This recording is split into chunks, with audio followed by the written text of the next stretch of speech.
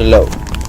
In the first video, pointing obstacles shows that many times the obstacles in our life are created then by observers.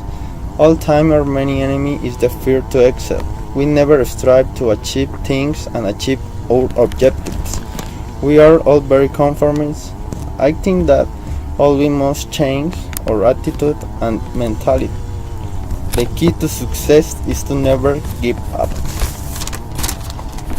In the second video, Circus Butterflies, it teaches us to value our lives, to love each other as we are.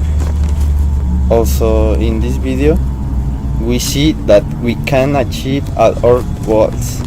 No matter what obstacles, we can all be important in life.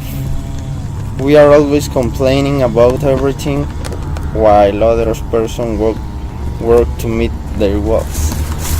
I think that the key to success is to never give up.